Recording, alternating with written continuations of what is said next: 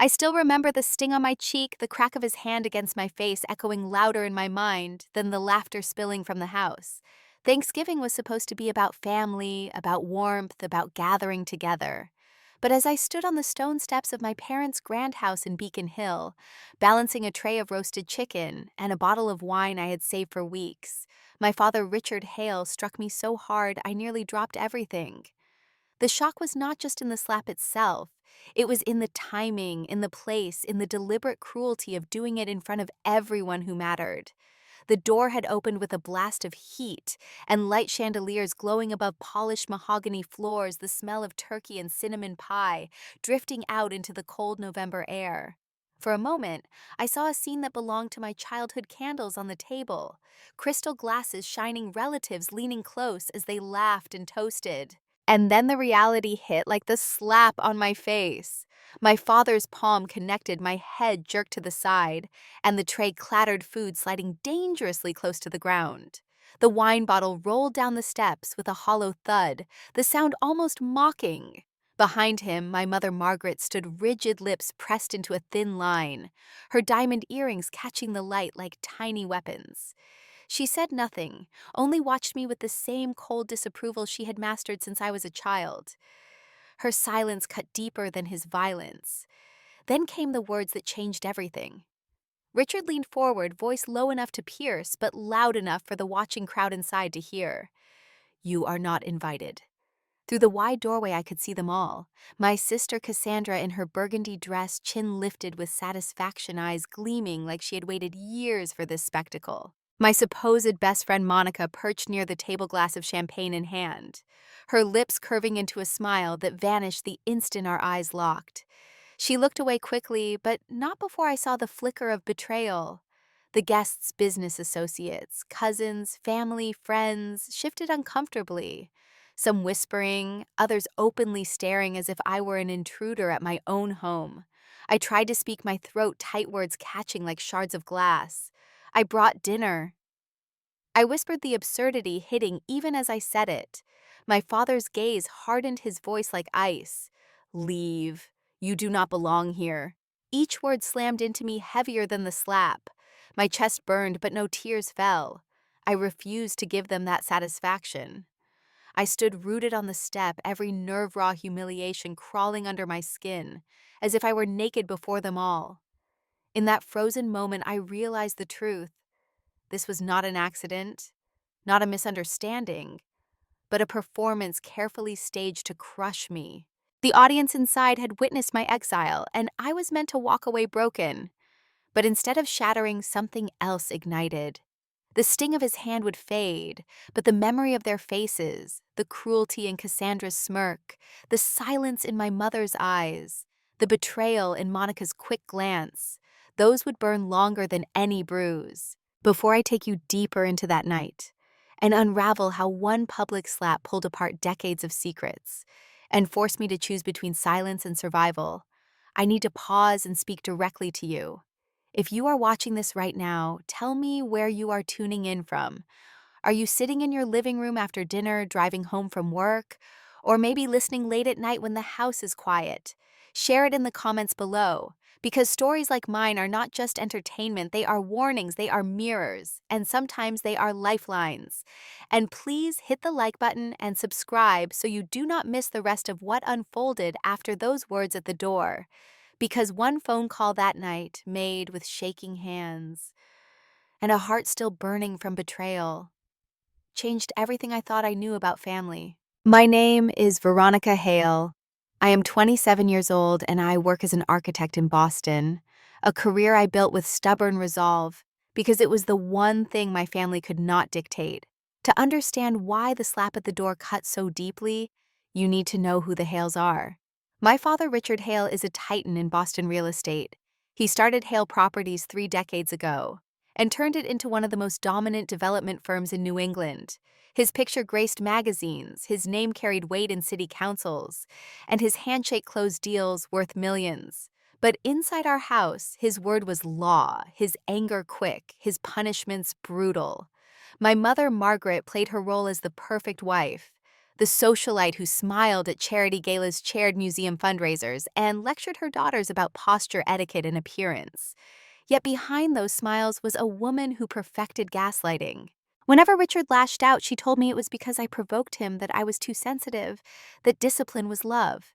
She whispered those words so often, they began to erode the edges of reality. My sister Cassandra, 3 years older, was the golden child. She followed every command without question, joined the family firm the day after graduating from Yale, and carried herself like royalty. She was brilliant, ambitious, and ruthless, all qualities my father adored. At every Thanksgiving, Christmas, or family dinner, Cassandra's achievements were paraded like trophies, while mine were minimized, sometimes mocked outright. If she landed a client, champagne was poured. If I completed a design project, my father smirked and said, "Architecture was a hobby, not a career." The hierarchy was clear. Richard ruled, Margaret defended the throne, Cassandra was the heir, and I was the expendable piece. Into this family stepped Monica Reed, my best friend from college. We bonded over sleepless nights in the library, sharing secrets, fears, and dreams. She was charismatic, funny, the kind of friend who feels like an extension of yourself. My family embraced her maybe too eagerly. My mother often said Monica was like another daughter, sometimes even praising her more than me. At first, I felt grateful to have an ally inside that cold fortress. But gradually, I noticed how easily she fit into their world, how quickly she learned their language of power and loyalty. Still, I never imagined she would turn those confidences into weapons. Growing up in the Hale household meant learning that weakness was forbidden. Richard drilled that into us. Margaret reinforced it. Cassandra exemplified it. A Hale never shows weakness. That line became a mantra repeated so often it seeped into my skin. When I cried, Margaret scolded me for being dramatic. When I questioned Richard, struck me for being disobedient. Cassandra's smirk reminded me that she was everything I was not. So I built my own path, carving out a place in the world of architecture, designing homes for people who wanted beauty rather than profit margins. Every brick I placed, every sketch I completed was an act of rebellion. Yet no matter how far I went, the shadow of my family loomed. Their approval was a prize withheld, dangled then snatched away. And Thanksgiving was always the theater where those dynamics played out in full. The house on Beacon Hill, with its brownstone facade and wrought iron gates, was not just a home, it was a fortress of image. Inside, every dinner was choreographed, every word measured, every smile rehearsed. Stepping through those doors meant stepping into a performance where the cost of failure was humiliation. That is why when Richard's hand connected with my face at that very doorway, it was not just a slap. It was the culmination of years of control, violence, and manipulation. It was their declaration that I was not just excluded from a meal, I was erased from the family story. When I was a child, the rules of our house were written not in ink, but in bruises. My earliest memory of my father is not of him teaching me to ride a bike or reading a story, but of the sharp sting of a leather belt across my legs because I spilled juice on the dining table. I must have been 6, maybe 7, too small to understand contracts and companies, but old enough to understand pain. He told me I needed to learn discipline, that if I could not control a glass of juice, I would never control my life. My mother, Margaret, knelt beside me afterward, pressing an ice pack against my skin, whispering that it was for my own good. She did not comfort me, not really. She trained me to reinterpret cruelty as care. That was the first lesson in gaslighting, one she repeated until I almost believed her.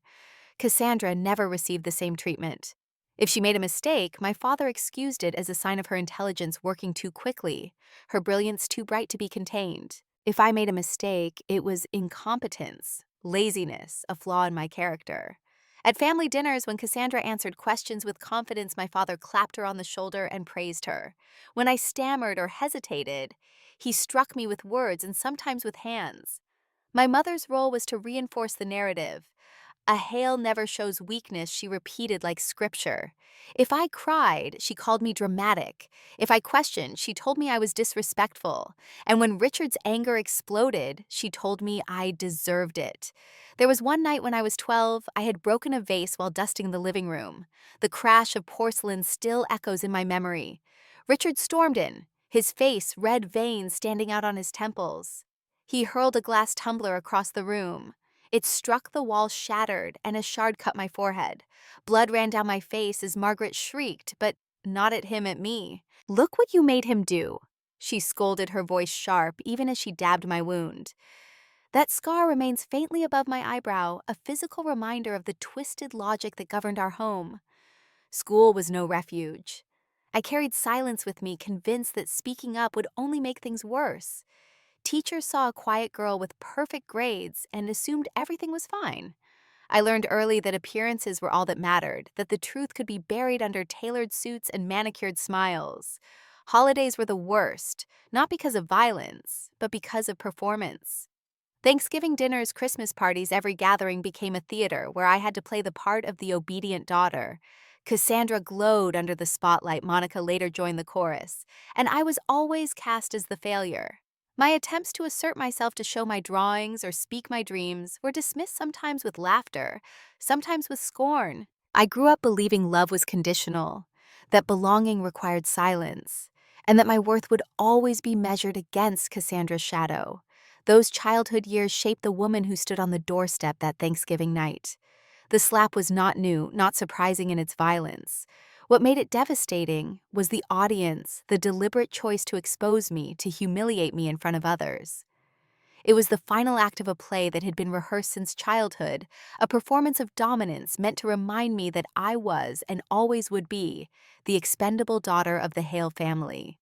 By the time I graduated from college, I had already decided that my life would not be measured in property deals and shareholder returns. Architecture called to me because it was about creation, about designing spaces where people could actually live and breathe, not just profit margins dressed up as luxury towers. I accepted a position with a small Boston firm, the kind that worked with neighborhoods rather than billionaires. For the first time, I felt proud of myself. But in the Hale family, pride not connected to Richard's empire was treated as rebellion. At my graduation dinner, Cassandra toasted her future at the company, while my father raised his glass with pride. When I mentioned the firm I was joining, he lowered his drink without a smile. "Architecture is for people who cannot handle real business," he said flatly. "A Hale builds empires, not floor plans."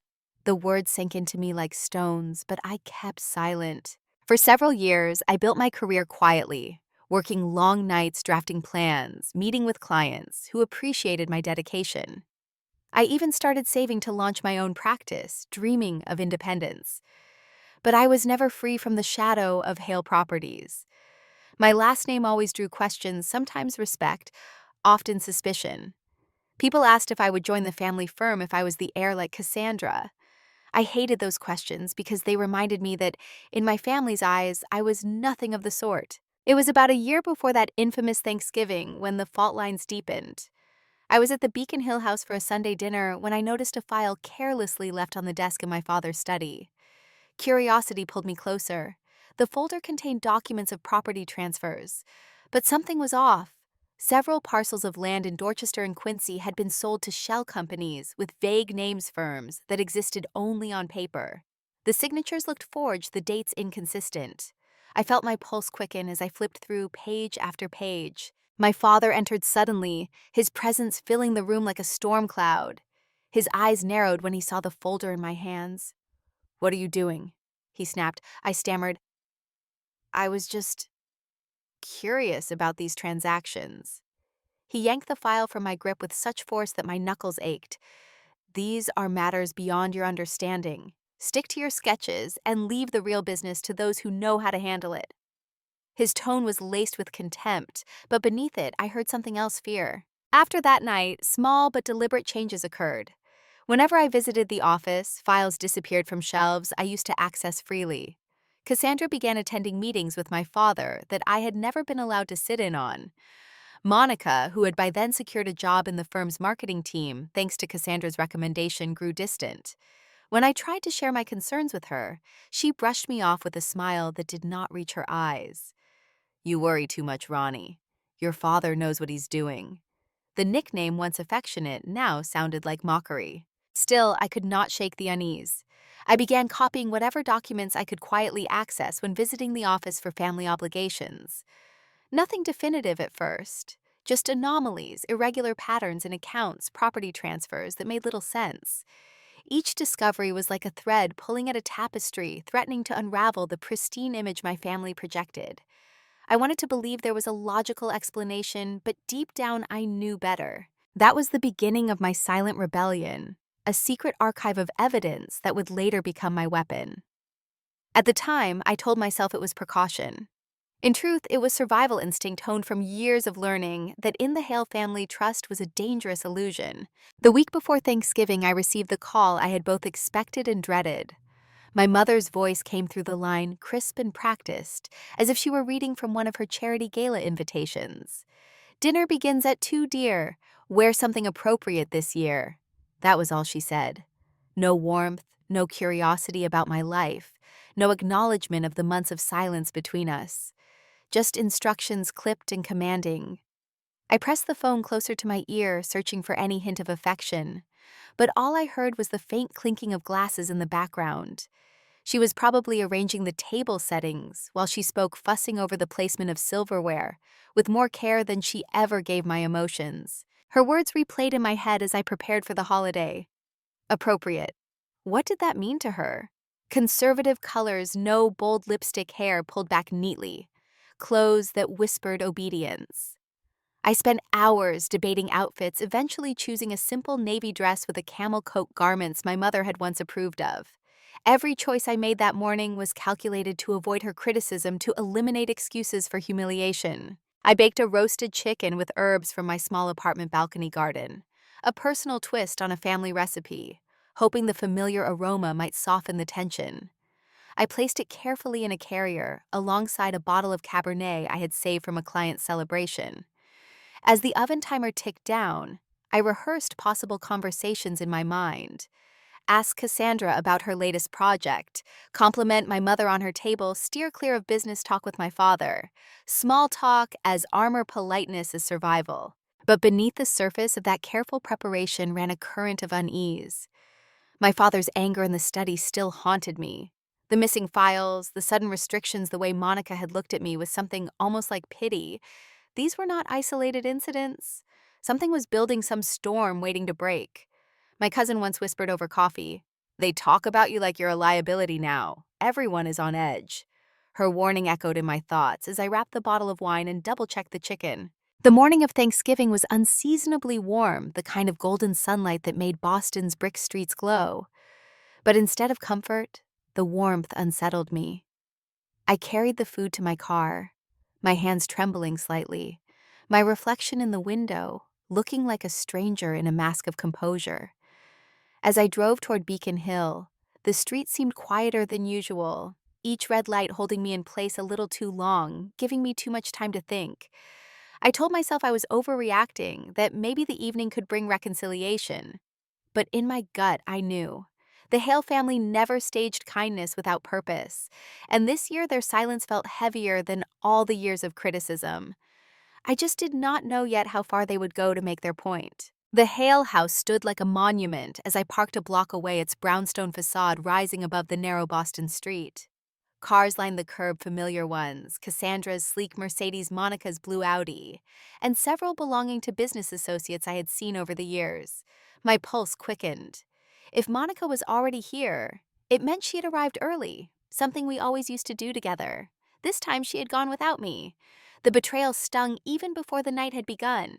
I balanced the roasted chicken and the bottle of wine, walking slowly toward the stone steps I had climbed since childhood. Through the tall bay windows, I could see movement, the glow of chandeliers casting golden light across polished wood. Laughter drifted out as someone told a story. For a second, I let myself imagine slipping inside, adding my voice to the chorus, pretending everything was as it once had been. But the fantasy ended the moment the heavy front door swung open. My father, Richard, stood framed in the doorway, towering, his navy blazer crisp, his jaw clenched. My mother Margaret hovered behind him in a pearl gray cocktail dress, diamonds flashing at her ears. Their expressions were carved from ice. "What are you doing here?" my father demanded. His voice was sharp enough to slice the air. I blinked, clutching the tray tighter. "I'm here for Thanksgiving like always. Mom said 2 o'clock." My mother's hand tightened on the doorframe. "There has been a misunderstanding. You are not invited this year." The words dropped like stones, but before I could even process them, the violence came. Richard's hand lashed out with practiced swiftness, striking my cheek with a sound that cracked like firewood. My head snapped to the side, the chicken shifted, and the bottle of wine slipped from my grasp, rolling down the steps with a hollow clang. Gasps erupted from behind him, then silence. Through the wide doorway, I saw them all. Cassandra sat near the head of the table, a glass of champagne poised delicately in her hand, her burgundy dress glinting under the light. Her lips curved upward in something between satisfaction and disdain. Monica was seated beside her, laughing a second before, but now her smile faltered as our eyes met. She looked away, cheeks flushed, but not with shame, with complicity. Around them, family, friends, and cousins shifted uncomfortably, some whispering, others openly staring. No one rose. No one spoke. "I brought dinner," I whispered, my voice breaking against the silence. I thought. My father cut me off, his tone like ice. "That will not be necessary. Leave. You do not belong here." My mother's eyes flickered with something I could not name: fear, anger, or maybe satisfaction. She did not move, did not speak to stop him. The humiliation pressed against me like a weight, every gaze from the dining room pinning me to the step. I felt heat spread across my face where his hand had landed, but no tears came. I would not give them that satisfaction. From inside, a voice whispered too loudly, "Isn't that her best friend?" A chuckle followed, cut off quickly when Cassandra shot the speaker a warning glance. Still, the damage was done. The guests had seen everything. The scene was staged for them as much as for me. I steadied the tray, though it now felt heavier than stone, and forced my voice to remain level. "So this is it. This is what you wanted." My father stepped forward, his shadow falling across me. "Goodbye, Veronica. Drive safely." He pulled the door closed with deliberate finality, the sound echoing like a gavel. The laughter inside resumed, though muted, as if the entire house had exhaled in relief once I was removed. Music swelled, classical, of course, my mother's signature choice for formal dinners. From the window, I caught one last glimpse of Monica raising her glass with trembling fingers, Cassandra leaning close to whisper something in her ear, both of them avoiding my gaze. I turned slowly. Shoulders squared, the sting on my cheek burning hotter than fire, the shame curdling into something else. This was no misunderstanding. This was an execution of belonging, a deliberate erasure. And if they thought I would crawl away defeated, they had forgotten the part of me that had been forged in years of their cruelty. Each step back down the stone path carried me further from the role they had written for me, and closer to the truth I was about to unleash. I walked down the stone steps as if they had doubled in size, each one heavy with humiliation pressing against my chest. My cheeks still throbbed from the slap, the heat radiating outward like fire. I could feel the eyes at my back, the silhouettes framed in the glowing windows, but I refused to turn around. Pride was the only shield I had left, and I would not let them see me break. The tray in my arms felt like an anchor. The roasted chicken, once carefully seasoned with rosemary and thyme, now seemed ridiculous, a peace offering trampled before it could even be set on the table. The wine bottle had cracked slightly at the base, a slow trickle of red bleeding into the pavement, staining the autumn leaves scattered along the curb. I set the tray gently on the passenger seat of my car, my hands trembling, not from weakness, but from rage held too tightly. Inside the car, silence engulfed me, broken only by my ragged breathing. Tears pricked at the corners of my eyes, but they refused to fall. Crying would make me small again, a child begging for scraps of affection, and I was done with that role. Instead, the humiliation hardened into something sharper. The slap was not simply a punishment, it was a performance.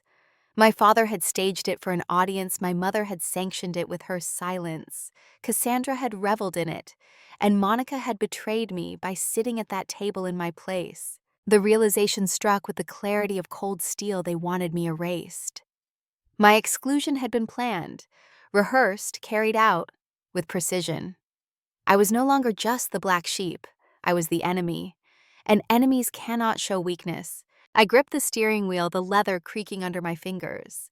Memories surged like a flood, every bruise from childhood, every cutting remark, every dismissal of my dreams. I remembered the files I had quietly copied from my father's office, the suspicious property transfers, the shell companies with fake names. I remembered the fear in his eyes when he caught me holding those documents. That fear was real. That was my leverage. The anger cooled, sharpening into resolve. If they believed a slap would silence me, they had miscalculated. It was the final push I needed, the severing blow that transformed me from hesitant daughter to determined adversary. I could not walk back into that house, but I could strike at what mattered most to them, the empire they had built on lies. I pulled out my phone, the screen glowing in the dim interior of the car. My thumb hovered over a contact I had saved months ago, one I had been too afraid to use. Andrew Collins, former classmate, now an FBI investigator specializing in real estate fraud. My chest tightened, but my hand was steady. Tonight was no longer about family. It was about survival justice and finally reclaiming my voice. The call connected on the second ring, and Andrew's voice came through warm but edged with curiosity. Veronica. It's been a while. Happy Thanksgiving. I swallowed hard, my reflection in the dark windshield, a stranger with flushed cheeks and wild eyes. Not exactly happy, I managed my voice steadier than I expected. Do you remember when I told you I'd seen some things at my father's firm transfers that didn't make sense?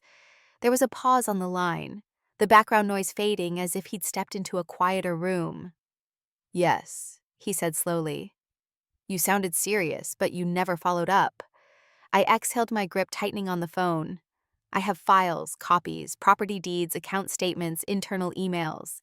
I didn't want to believe it, but tonight made everything clear.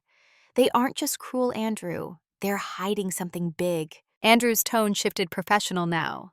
Veronica, listen to me carefully. If you have documents, I need to see them. This could fall under federal jurisdiction. Are you safe right now? I glanced back at the house, its windows glowing with warmth. I was denied silhouettes, moving as though nothing had happened. Safe enough, I said bitterly. But I won't be if they find out what I've kept. His voice hardened with urgency. Then don't tell anyone else. Meet me tomorrow morning, 8 a.m. at my office. Bring everything. We'll go through it together. Relief surged through me, cold and fragile but real. I'll be there. I promised. As I ended the call, the weight pressing on my chest lifted slightly. I was no longer alone. For the first time in years, I had an ally who did not share the Hale bloodline, and that made him the most trustworthy person in my world. I barely slept that night. The glow of the city outside my apartment window faded into dawn, while I sat at my dining table, spreading out the folders I had hidden for months. Each page felt heavier than paper, as if it carried the weight of decades of deception. The roasted chicken from earlier sat untouched on the counter. The wine bottle cracked at its base like a symbol of everything broken. I sipped cold coffee and forced myself to stay focused. I began sorting the documents into piles, property deeds, account ledgers, email printouts. The deeds were the first clue. Parcels of land scattered across Massachusetts, supposedly sold to companies with names like North Shore Development Partners or Greenfield Holdings. On closer inspection, those companies were shells, no employees, no office addresses, just P.O. boxes, and vague incorporation papers filed in Delaware. In several places, Cassandra's signature appeared as the legal representative. The dates were carefully arranged, but side by side they revealed impossible overlaps. Properties sold twice in the same week, buyers listed as both creditor and debtor. I highlighted every irregularity with a yellow marker, the pages glowing like crime scene tape. My father's neat handwriting appeared in the margins of several contracts notes like fast track approval or keep off Veronica's desk. One document chilled me more than the rest. A memo from the firm's accounting department marked confidential, detailing millions transferred into offshore accounts in the Cayman Islands. The beneficiary field was left blank, but the initials RH appeared faintly at the top. Next, I opened a folder of email chains. At first glance, they looked like ordinary business correspondence, but the tone between Richard and Cassandra told a darker story. We need to cover the shortfall before quarter end, my father wrote in one. Cassandra responded. Shift the numbers on the Dorchester account. If Veronica asks questions, I'll handle her. Another email to Monica left me frozen. She's growing suspicious. Distract her, keep her close. You know how much she trusts you. And Monica had replied, Consider it done. I pushed back from the table, bile rising in my throat. My best friend, the person who knew every secret I carried, had been reporting on me like a spy. The betrayal stung worse than my father's slap. I forced myself to keep working. The ledgers came next, rows of numbers so carefully crafted, they almost fooled me. But one column stood out, large transfers labeled as consulting fees, sent to an account under the name Marigold Advisory. A quick online search showed the company had been dissolved 2 years earlier. It was nothing more than a shell funneling money away. As the piles grew, so did my certainty. This was not sloppy bookkeeping or a few bad investments. This was a system, a machine designed to siphon funds, launder money, and keep the family empire afloat while hiding rot beneath polished floors. My father, the man who preached discipline and success, was nothing more than a fraudster in a suit. Cassandra, the golden child, was not just complicit, she was orchestrating. And Monica, my so-called friend, had been a willing accomplice. When I finally leaned back, my table looked like a battlefield, yellow highlighted pages, scattered like casualties. The clock read 6:45 a.m. I gathered everything into a neat binder, labeling sections, creating a timeline of events. If Andrew was going to take this seriously, I needed to present it clearly. At 7:30, I left my apartment binder tucked into my bag like contraband. The streets were quiet, the city still waking. Every pedestrian I passed felt like a potential threat, every honking car like a warning. I arrived at Andrew's office on Tremont Street just before 8, my nerves strung tight. He opened the door himself, his expression grave. "Let's see what you've got," he said, ushering me inside. I laid the binder on his desk and flipped it open. He studied each page carefully, his brow furrowing deeper with every document. After an hour, he closed the binder, his jaw set. "This is serious. Veronica, what you've uncovered isn't just fraud, it's federal crime. If this holds up, your father and sister could face years in prison. And your friend, she may not walk away either." His words carried the weight of inevitability. The evidence was no longer a private suspicion. It was a weapon, one I was finally ready to use. By the time I left Andrew's office that afternoon, the first cracks in the Hale empire had already begun to spread. News travels fast in Boston, especially when money and reputation are involved. At 2:17 p.m., my phone buzzed with the first alert. Federal investigators question Hale Properties offshore accounts. A minute later, another banner lit up the screen. Trading suspended pending inquiry into Hale Properties. I stopped dead on the sidewalk, the words glowing against the gray November sky. It was happening. The fortress was crumbling. I barely had time to process before the call started. First, my mother. 3 times in a row, her name flashing across the screen, each time followed by voicemails dripping with panic. "Veronica, whatever you think you know, this must be handled privately. Call me immediately. You're destroying everything." Her voice cracked in the last message, a mixture of fear and fury. Then Cassandra. Her text messages came like a hailstorm. At first, they were laced with anger. "You have no idea what you've done. You think you're righteous, but you're tearing down our family." Then they shifted to desperation. "Please don't go further. We can fix this together. Don't ruin us all." Each bubble of text only hardened my resolve. The final message that hour came from my father. It was just 3 words, but they froze me more than anything else. "What have you done?" No punctuation, no signature, only raw rage. I could almost hear his voice vibrating behind the screen, ready to erupt. As if on cue, the news cycle exploded. Local stations led with footage of the Hale Properties headquarters, swarmed by agents carrying boxes of files. Employees in suits hurried past cameras, their faces pale, avoiding questions. Reporters shouted about Ponzi-like structures, phantom companies, millions funneled offshore. My family name, once spoken with reverence in business circles, now blared across headlines as synonymous with fraud. Back in my apartment, I sat on the couch binder still on the table, watching it unfold on television. A reporter stood outside the Beacon Hill brownstone where I had been slapped just the night before, describing the disturbing allegations against the Hale family. Through the window, the golden chandelier flickered in the background as if mocking me. My phone would not stop vibrating. Monica's name appeared on the screen, her text message feigning innocence. "This is all a misunderstanding. I never betrayed you the way you think. Please let's talk." I laughed bitterly. The audacity. She had sat at the table while I was banished, raising her glass as if celebrating my erasure. There was no misunderstanding, only betrayal. Even my cousin Emma reached out, her tone hushed but supportive. "They're in chaos, Veronica. Everyone's terrified. I don't know what you did, but be careful. They're blaming you." At 4:00 p.m., the company board called an emergency meeting. Minutes later, it was canceled, replaced with the announcement that federal investigators had frozen accounts linked to Richard and Cassandra. That was when the panic in their messages escalated.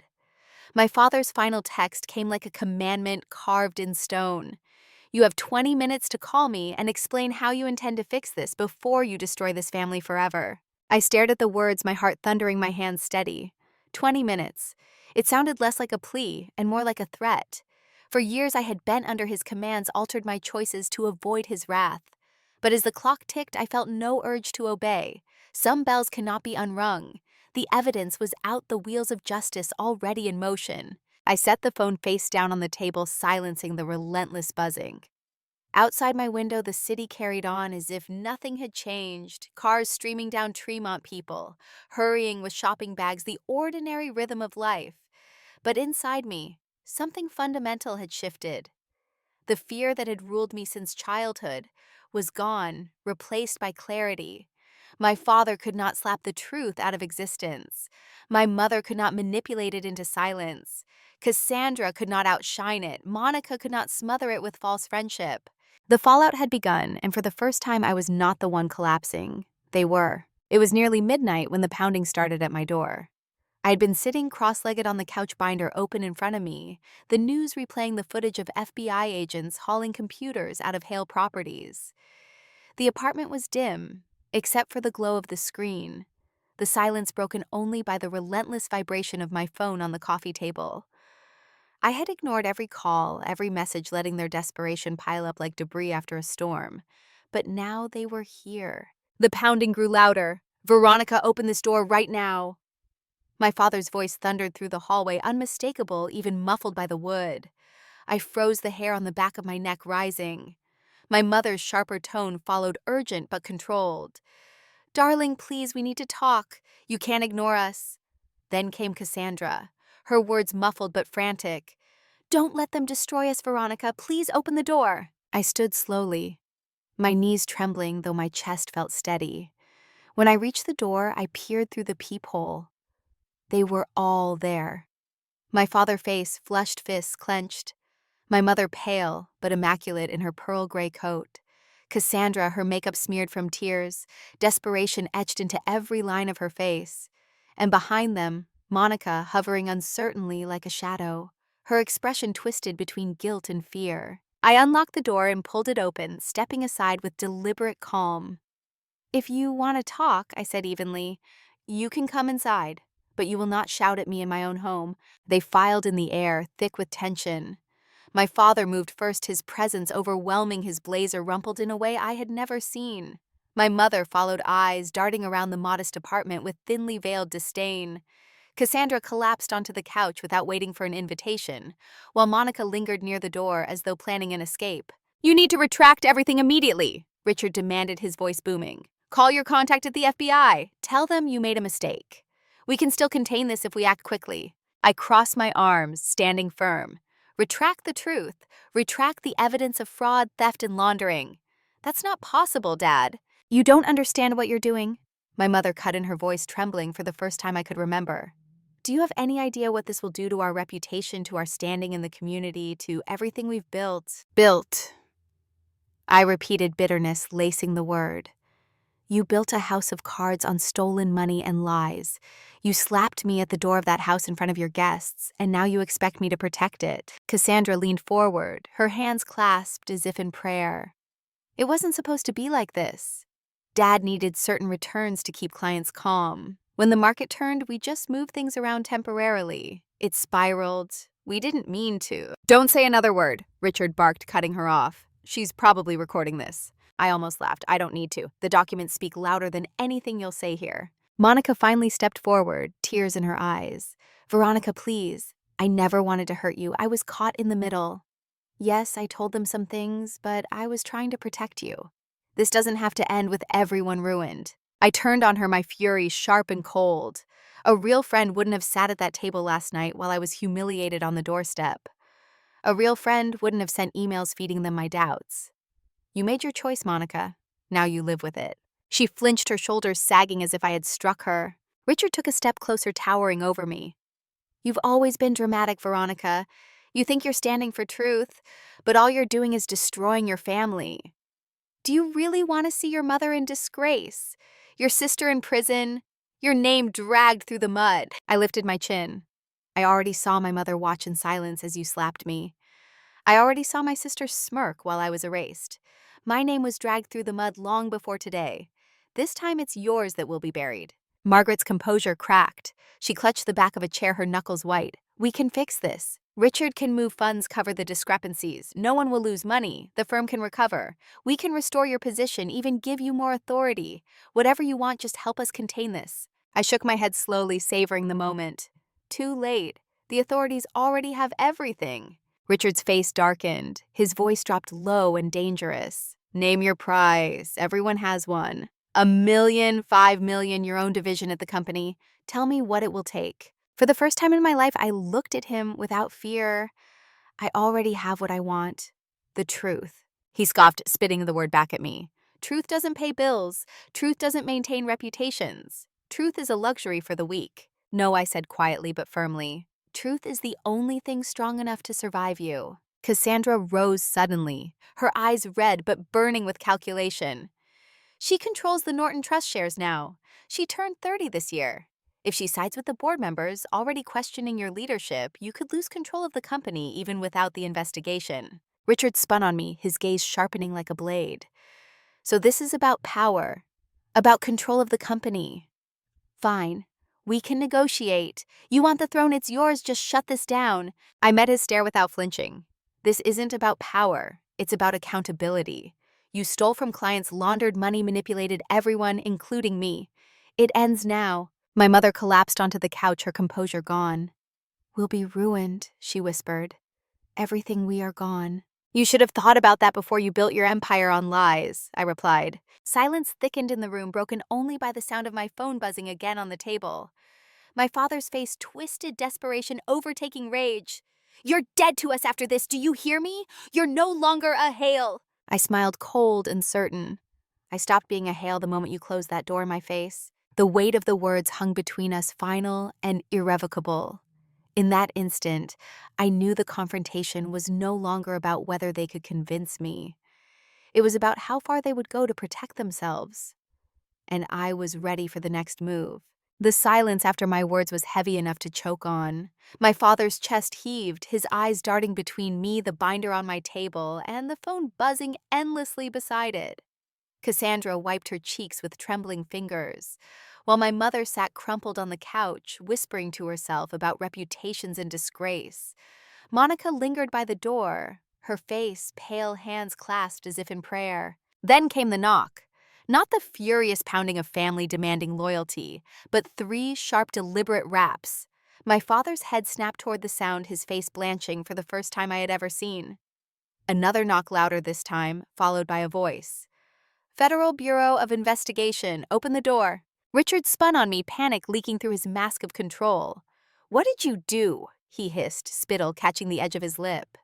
Did you invite them here? I didn't answer. The knock came again, and this time the voice was unmistakable.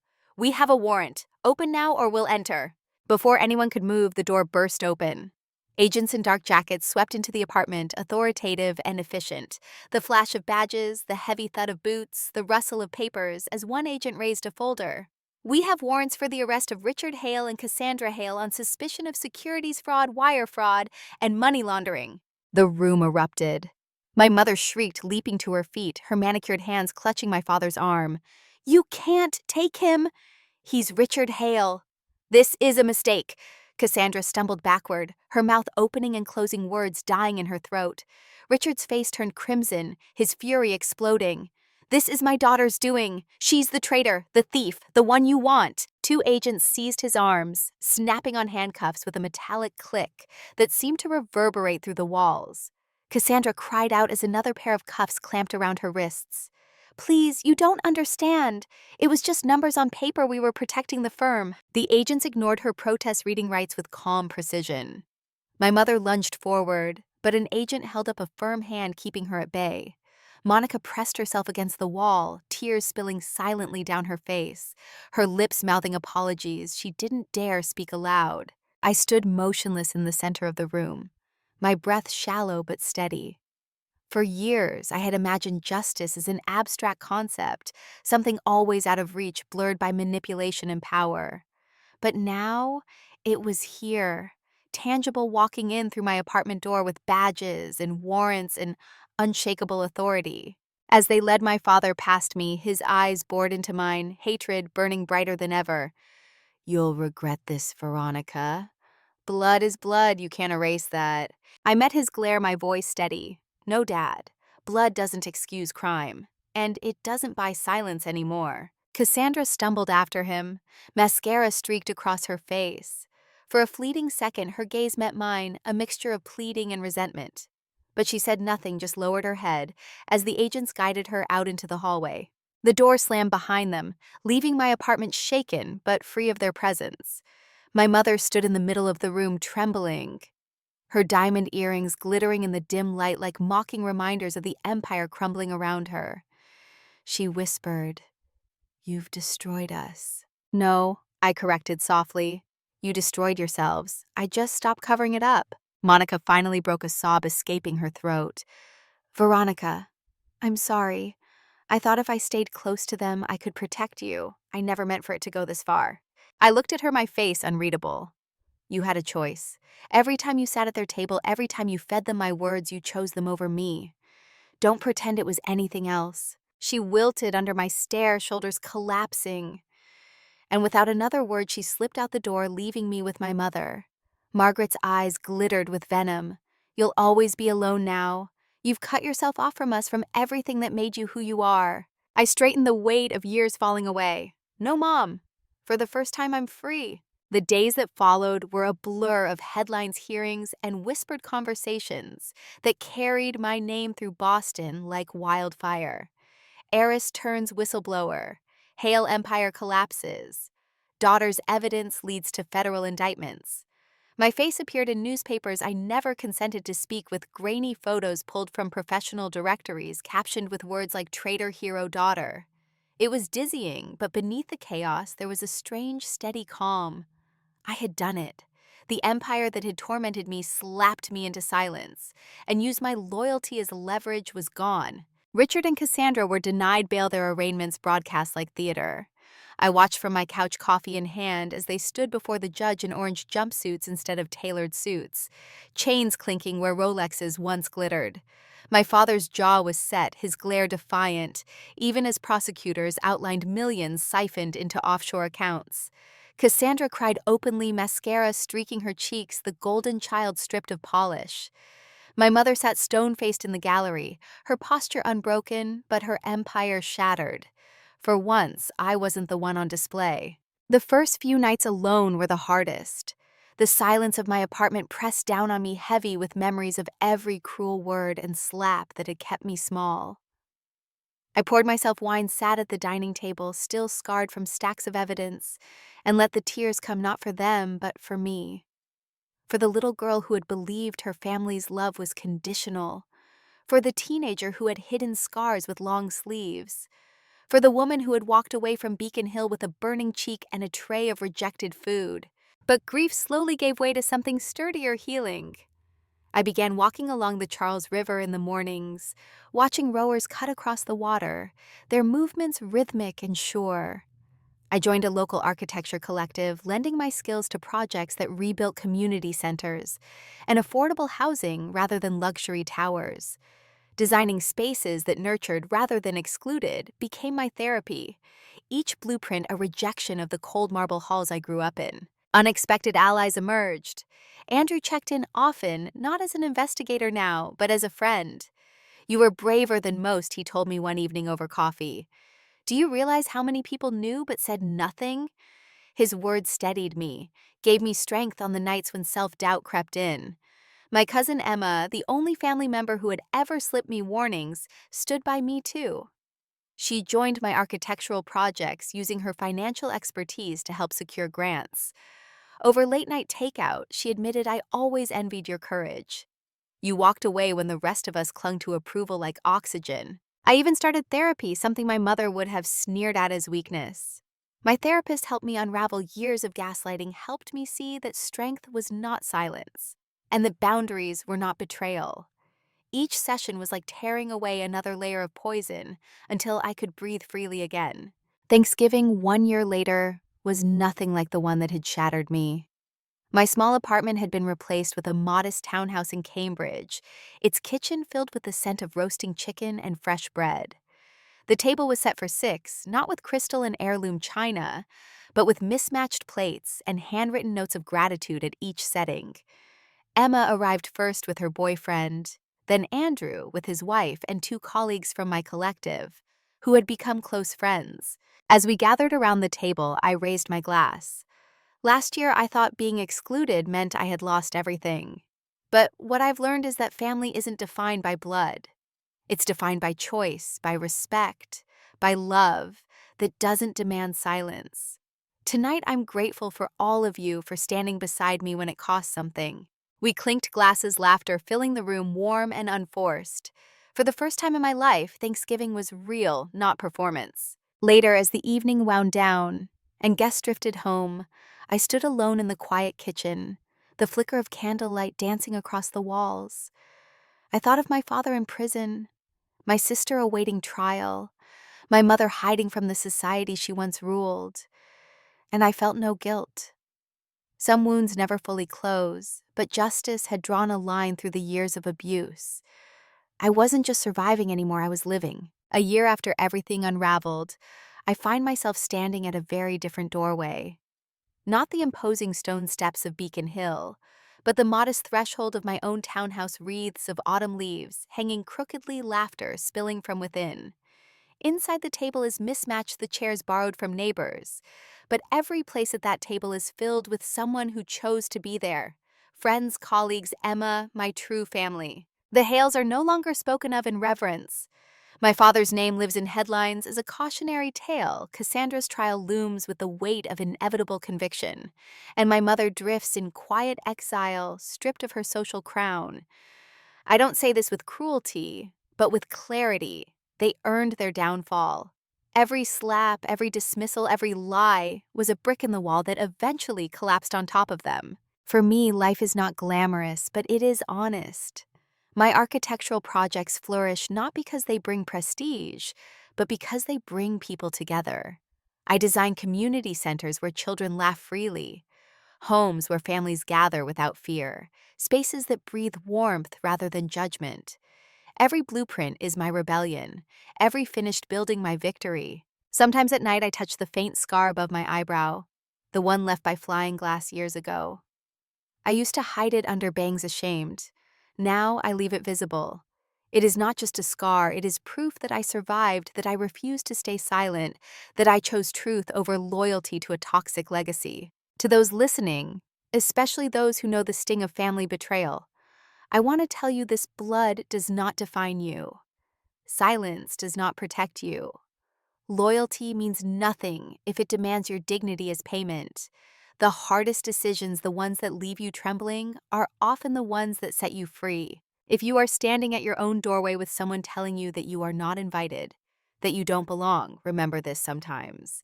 Rejection is not the end. Sometimes it is the beginning of a life you were meant to build for yourself. So I raise my glass now, not to the family that cast me out, but to the family I've chosen. And to you listening, perhaps seeing yourself in my story. May you find the strength to walk away from what breaks you, the courage to expose what is wrong, and the wisdom to embrace what is real. Family is not who slaps you at the door and calls it discipline. Family is who opens the door and says, "Come in, you belong."